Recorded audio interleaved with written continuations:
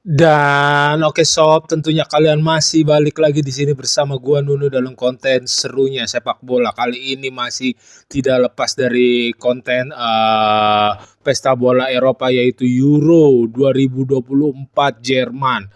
Di sini di konten kali ini gue mau bahas beberapa pertandingan yang langsung mau gua rangkum menjadikan satu konten karena besok sudah memasuki babak fase knockout 16 besar Euro 2024 dan emang ada beberapa pertandingan yang terlewatkan dan yang mau gua bahas, yang mau gua floor yaitu pertandingan yang menurut gua layak disuguhkan kepada kalian semua sob, dan menurut gue pertandingan itu bisa lebih klimaks, lebih bagus lagi. Oke, tentunya yang pertama yaitu juara bertahan Italia dibuat kesulitan masuk setengah lapangan oleh Spanyol, di mana kita tahu Spanyol menundukkan juara bertahan Italia dengan skor 1-0 dan golnya itu dicetak dengan gol bunuh diri aja. Ini banyak banget gol di Euro 2024 ini terjadi dengan on goal, udah 6 kali apa 7 kali gitu kalau gua nggak salah, koreksi kalau gua salah sob. Ya menurut gue sih begitu. Nah, ya Italia ini benar-benar Italia yang penampilannya fasenya turun banget dibanding dengan dia bermain dengan waktu masih juara bertahan. Kita tahu Italia terlewatkan tidak bermain Piala Dunia secara 2 kali beruntun bahkan. Nah, sekarang akhirnya dia tampil lagi di Euro lagi dengan ya kalau bisa dibilang ya pertahanan Italia pertahanan yang solid, cuman cara membangun dari transisi defense ke attacking, transisi negatif ke positifnya bener-bener apa ya, bener-bener nggak dapet banget, bener-bener jelek banget, bener-bener kurang banget, khususnya ya pas lawan Spanyol ini sob. Dia Italia punya punya pemain kayak Chiesa, punya pemain ya yang back yang sayap kiri itu yang buat masuk-masuk dari Inter juga yang lumayan cukup bagus, apa di Marcio apa siapa ya, gue lupa namanya lagi. Ya pokoknya itulah, dia punya pemain lagi yang buat menusuk lagi walaupun strikernya kita tahu Italia saat ini benar-benar kurang banget ya. Tetapi ya Barella bekerja sendirian di lini tengah. Ya Barella sama siapa tuh yang pemain AS Roma nomor 10 yang bisa menghidupkan lini tengah, tetapi ya lawan Spanyol khususnya cuman bisa memaksa dari syuting-syuting dari luar, tidak bisa memanfaatkan pergerakan Chiesa yang untuk membuka ruang. Jelas Spanyol lawan Italia itu lapangannya tuh miring sob, miring. Pressingnya pressingnya Spanyol kepada Italia itu benar-benar pressing yang bagus. Kita tahu diawali 2 pressing dari pemain mudanya kanan kiri, William dan satu lagi dari Yamal.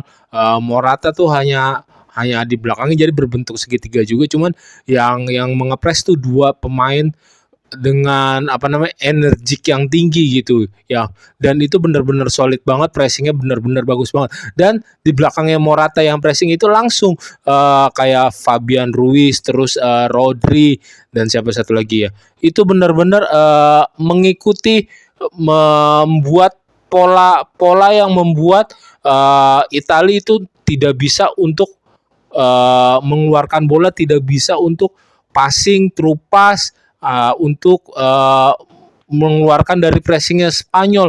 Benar-benar walaupun golnya penalti, Williams kalau dibandingkan pas saat Spanyol versus Italia ya Williams dan Yamal secara permainan, secara dribbling benar-benar mengkhawatirkan si Williams Junior tuh, si Nico William. Dia benar-benar meneror banget pertahanan Italia.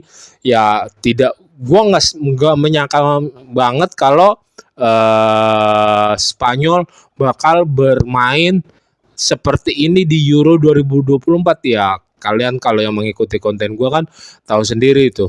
yang gua unggulkan, gua jagokan untuk juara ya Portugal dan Prancis. Nah, nanti di fase perempat final bisa ketemu tuh, sayang banget. Dan di perempat final juga Jerman sama Spanyol bisa ketemu juga. Nanti kita bahas di konten yang selanjutnya ya Sob ya. Nah, balik lagi ke pertandingan Italia versus Spanyol, benar-benar ya secara permainan lini tengah Spanyol berhasil mengunci mengunci permainan dari Italia gitu. Sayang aja Spanyol peluang murninya nggak bisa dimanfaatkan, dan satu lagi ya Italia ketolong oleh sosok Donnarumma. 3 kali pertandingan penyisian grup, set berapa kali save tuh Donnarumma? 10 kali lebih kali ada kali tuh Donnarumma save-nya, apa 13 kali juga ada kali. Benar-benar sosok Donnarumma bisa menggendong pertahanan Italia, bisa menggendong Italia untuk lolos ke 16 besar. Ya selamatlah untuk Spanyol dan Italia lolos ke 16 besar. Nanti di konten 16 besar gue mau bahas keseluruhannya lagi. Lanjut di pertandingan selanjutnya itu ada pertandingan antara Prancis versus Belanda. Ini juga kalau gue lihat Italinya doang yang anti klimaks pas saat lawan Spanyol, ini dua-duanya benar-benar mendelep, benar-benar nggak nyangka banget dua permainan tim besar ini bakal seperti ini. Gue bilang Belanda lebih bagusan bermain lawan Austria dibandingkan lawan Prancis. Ya Prancis jelek dibarengin dengan Belanda yang jelek. Kalau gue bilang bisa dibilang nontonnya pertandingan dua negara besar yang ngantuk. Ya walaupun ada juga negara besar yang lebih ngantuk tuh nontonnya, yaitu Inggris gitu. Cuman balik lagi ke pertandingan Belanda versus Spanyol, benar-benar tidak tampil Mbappe di lini depan Prancis saat melawan Belanda. Ya gue bilang berpengaruh, apalagi gue lebih suka Mbappe bermain di lini kiri sih, di lini kiri, di left winger, di left midfielder atau apapun itu, left attacking atau apapun lah itu, karena dia bisa membuat space, membuat pergerakan yang bisa membongkar pertahanan lawan.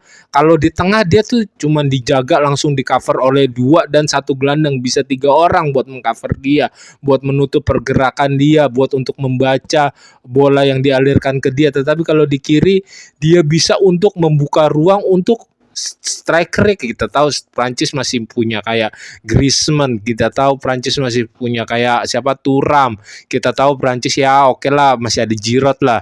Ya lini serangan Prancis saat lawan Belanda tuh benar-benar gak enak dilihat. Ya ada lah beberapa peluang, cuman itu benar-benar peluangnya tuh bukan peluang yang benar-benar bisa untuk menyetak gol gitu. Ini Prancis yang diunggulkan juara banyak orang termasuk gue sendiri sob, benar-benar kayak kesulitan. Ya Belanda juga Depay juga bingung, gue aneh permainan Depay kok bisa drop banget. Biasanya dia tampil di timnas Belanda tuh meyakinkan sekali sob. Cuman kalau bisa dibilang kan ada golnya Xavi Simon juga yang yang offset, ya itu emang jelas offset karena Xavi Simon nge-shoot. Ada siapa ya? Ada Dumfries atau siapa ya? Ya Dumfries kalau nggak salah, yang berdiri di posisi line shootingnya Xavi Simon, dan udah melebihi batas pertahanan dari timnas Prancis.